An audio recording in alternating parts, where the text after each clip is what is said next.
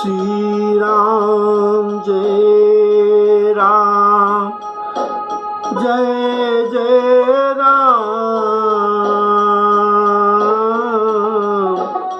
श्री राम जय राम, जय जय राम। श्री राम जय राम, जय जय राम। श्री राम जय राम, जय जय राम। राम सिया राम, सिया राम, जय जय राम। राम सिया राम, सिया राम, जय जय राम।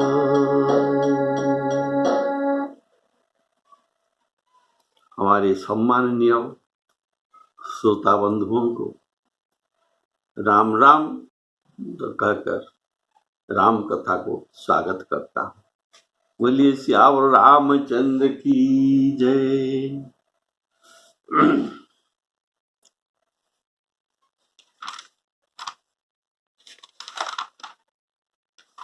श्री राम जय राम,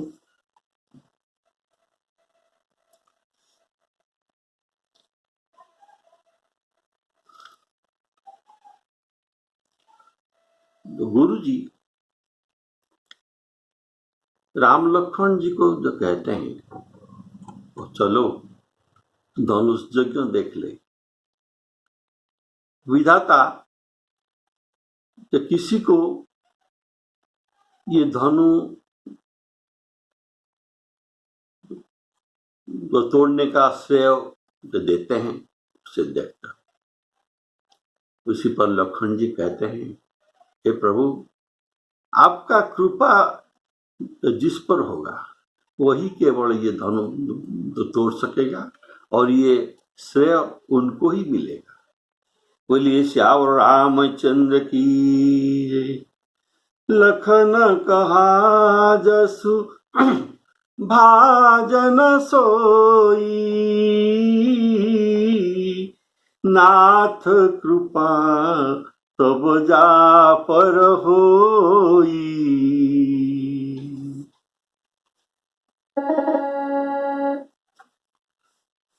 तो अभी दोनों भाई रंगभूमि में आए हैं। जब सब नगर निवासियों ने ये समाचार पाए तब बालक, जवान, बूढ़े, स्त्री, पुरुष सभी घर और कामकाज को छोड़कर चले। वृद्ध, बालक और स्त्री ये दौड़ नहीं सकते, इसलिए ये सब चले। लेकिन जो पुरुषों जो दौड़ सकते हैं इसलिए ये सब धाएं। बाल, जुबान, जरठ, नर नारी, ये कहने का भाव जरठ अर्थात वृद्ध और वृद्धा, ये जब चलेंगे तो इनके लिए कुछ सहारा का जरूरत है। इसलिए जरठ को बीच में रखकर जवान पुरुष एक हाथ में बच्चे को पकड़ते हैं और दूसरी हाथ में जरठ को पकड़ के चलते हैं। इसे संभालते हुए ये चलते हैं। स्त्रियों ने एक हाथ में शिशु को पकड़े हैं और दूसरे हाथ में वृद्धा सास को संभालते हुए ये चलते हैं।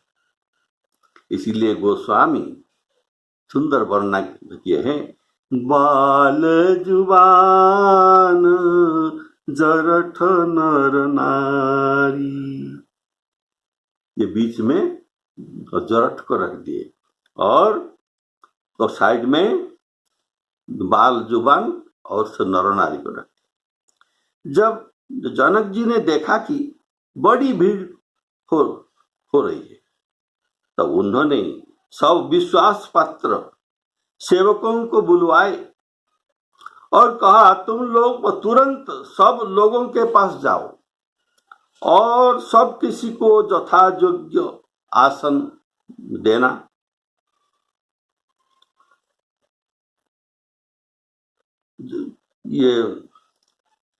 ये लोगों को पहचान कर उत्तम, मध्यम, नीच, लघु ऐसा आसन देना। कुल को भी ध्यान रखना। कुल के अनुसार अर्थात ब्राह्मण उत्तम आसन पाना चाहिए, क्षत्रिय को मध्यम आसन, वैश्य नीच आसन और शूद्रों को लघु आसन, ऐसे आप बंदोबस्त कीजिए। जब विनय संबोधन करके जथा आप सबको विनय में जो कहेंगे, विनय संबोधन में किसको काका जी, किसको मौसी, किसको बहन इत्यादि संबोधन करके विनय के साथ सबको बैठाएंगे। ऐसे जनक जी विश्वास पात्र को से कहते हैं।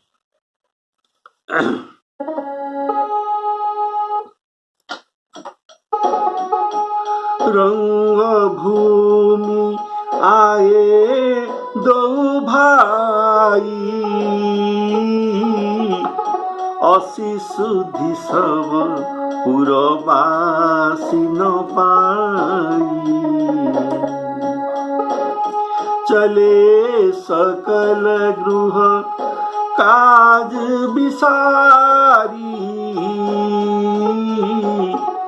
बाल जुवान जरठ नर नारी। देखी जनक भीरवे भारी, सुचि सेवक सबलिए हकारी। तुरंत सकल लोग न पही जाऊ, आसन उचित देहु सब काहू। राम सिया राम, सिया राम जय जय राम। राम सिया राम, सिया राम जय जय राम। कही मृदु बचन विनीत तिन, बैठा रे नर नारी। उत्तम मध्यम नीच लघु, निज निज कुल अनुहारी। सब लोगों को बुलाने से पहले विश्वामित्र जी को बुलाया गया था, लेकिन ये विश्वामित्र जी सामान्य नहीं, ये वीआईपी है। इसीलिए ये सबके बैठ जाने के बाद आते हैं। वे राजकुमारों को ले आए हैं। जैसे सबको बैठे बैठे अपनी जगह में उनको दर्शन मिल सके, वे ऐसे सुंदर है मानो साक्षात मनोहरता ही उनके शरीर पर छा रही है, अर्थात उनके मनोहरता ही उनके भूषण है। सुंदर श्यामल गौर शरीर, वे गुण सागर है, नागर और बरबीरा है, अर्थात मनुष्य के उनके गुण ही परम भूषण है। जितना भी हो, अगर गुण नहीं तो ये अच्छा लोग नहीं है। तो जितना भी अच्छे गुण हो पर उनके पास थोड़ा सा लोभ के कारण उनको कोई अच्छा नहीं कहते। ऐसे सुंदर कांड में विभीषण रावण को समझाते हैं, गुण सागर नागर नर जेऊ, अल्प लोभ भल कहई न को राम। सिया राम जय जय राम। राम जी के गुणों को परशुराम जी जनक जी के भरी सभा में प्रशंसा करके उनके जयगान करते हैं। ये कहते हैं, विनयशील करुणा गुण सागर, जयति बचन रचना अति नागर। राम सिया राम जय जय राम। राम जी के गुणों को परशुराम जी ऐसे प्रशंसा करते हैं। राम जी को बरबीरा कहा गया है, गुण सागर नागर बरबीरा। बरबीरा के कहने के कारण जो काम वीरों ने कर नहीं पाए, राम जी वही काज तो करके दिखाए, इसीलिए ये बरबीरा है, अर्थात श्रेष्ठ वीर। वर अर्थात श्रेष्ठ वीर। वे राजाओं के समाज में ऐसे सुशोभित हो रहे हैं मानो तारागण के बीच दो पूर्ण चंद्रमा हो। जनक जैसी जिनकी जैसी भावना थी प्रभु की मूर्ति, उनको वैसे ही दिखाई देता है, उनके भावना के अनुसार। राजकुंवर ते ही अवसर आए, मनहु मनो हरता तन छाई। गुण सागर नागर बरबीरा, सुंदर श्यामल गौर शरीरा। राज समाज विराजत रूरे, उड़गन अर्थात तारा, उड़गन महु जनु जुग विधु पूरे। जिनके रही भावना जैसी, प्रभु मूर्ति तिन देखी तेसी। राम सिया राम जय जय राम। राम सिया राम जय जय राम। जिनके रही भावना जैसी, यह कहने का भाव राम जी के स्वरूप शुद्ध सचिदानंद और निर्विकार स्वरूप है। ये चिदानंदमय देह तुम्हारी, वाल्मीकि जी कहते हैं, चिदानंदमय देह तुम्हारी, विगत विकार जान अधिकारी। राम सिया राम जय जय राम। विगत विकार जान अधिकारी, ऐसे प्रभु जो सदा एक रस रहते हैं, सदा एक रस रहते हैं। तो जो सदा एक रस में रहते हैं, वे अनेक रस में अनेक रूप कैसे हो सकते हैं? जैसे कांच, जैसे कांच स्वच्छ है, लेकिन नीले पीले आदि पदार्थ के संयोग के कारण वही स्वच्छ कांच अनेक रंग में प्रतीत होते हैं। ये राम जी भगवान है। समहं सर्वे भूतेषु न मे द्वेष्यस्ति न प्रियः। सबके साथ समान होना चाहिए, लेकिन ऐसे होते हुए भी सबको भावना के अनुसार वे उनको वैसी ही दिखाई देते हैं। वैसे धनुष यज्ञ में उपस्थित विभिन्न लोगों के विभिन्न भावना भी है।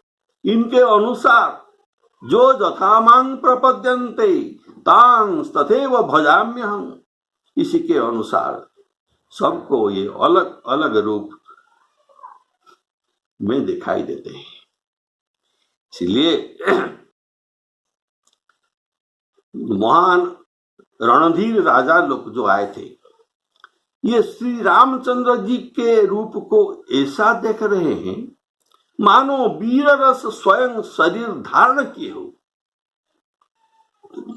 वहां जो कुटिल राजा आए थे, ये प्रभु को देखकर डर गए, मानो बड़ी भयानक मूर्ति हो। कारण राम जी के ऊपर इनके कुटिल भाव है।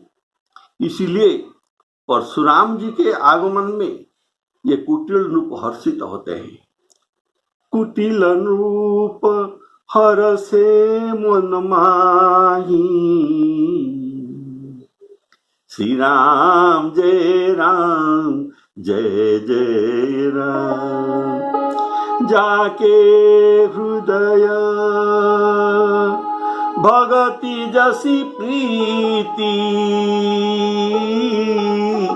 प्रभु तह प्रगट सदा यह रीति। राम सिया राम जय जय राम। तो छल में जो राक्षस वहां राजाओं के वेश में बैठे थे, उन्होंने प्रभु को प्रत्यक्ष काल के समान देखा। तीन प्रभु प्रगट काल सम देखा। प्रगट काल ये कहने का भाव है, काल प्रत्यक्ष में दिखाई नहीं देता। ये काल मनुष्य के धर्म, बुद्धि और बल को हरण कर लेता है। ये दंडा लेकर किसी को नहीं मारता, लेकिन ये धर्म, बुद्धि, बल ये सब हर लेता है। राम जो मानस में लिखा है, काल दंड गही, दंडा लेकर काल दंड गही काहू न मारा, हरई धर्म बल बुद्धि विचारा। लेकिन यह ऐसा नहीं है, किंतु प्रत्यक्ष काल मूर्तिमान होकर रौद्र रस में राम जी उनको दिखाई देते हैं, ये कुटिल राजाओं को। कारण राम जी रुद्र कोटि सम संहार करता। गीता में अर्जुन जी भयभीत होकर श्री कृष्ण को पूछते हैं, हे भगवान, जैसे नदियां अत्यंत वेग में समुद्र की ओर दौड़ती हैं, वैसे लोग समूह अपने नाश के लिए आपके प्रज्वलित मुख में द्रुत गति में प्रवेश करते हैं। भगवान कहते हैं, तो ये पूछते हैं आप कौन है? अर्जुन पूछते हैं आप कौन है? तो भगवान कहते हैं कालोस्मिन, अर्थात मैं साक्षात काल के रूप में लोक क्षय करने के लिए यहाँ आया हूं। ये जो सब प्रतिपक्षी योद्धा है यहाँ उपस्थित हुआ है, कोई बच नहीं सकते। जथा नदीना बहवम्बुवेगा समुद्रमेवाभिमुखा द्रवन्ति तथा तवामी नरलोकवीरा विशन्ति वक्राणि अभिज्वलन्ति।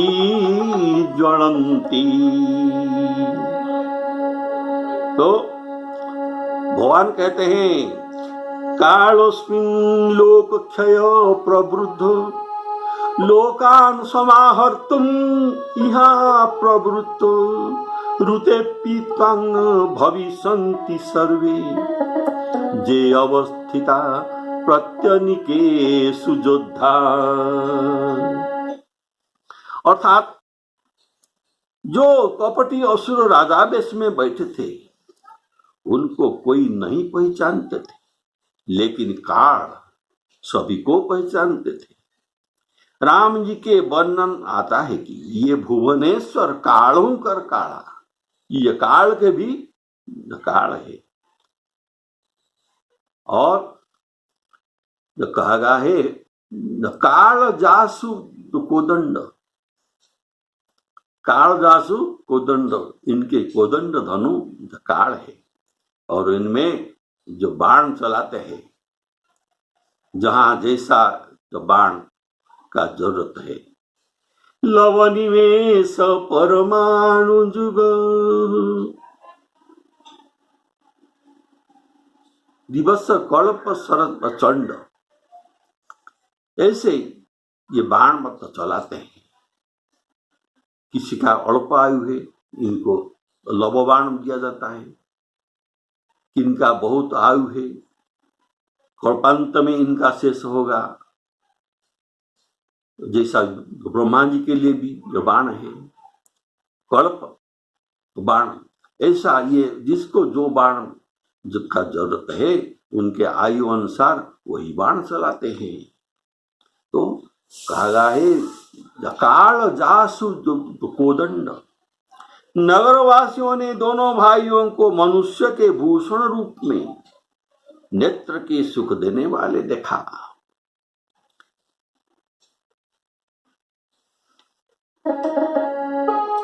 निरखी सहज सुंदर दौ भाई ओहि सुखी लोचन फल पाई।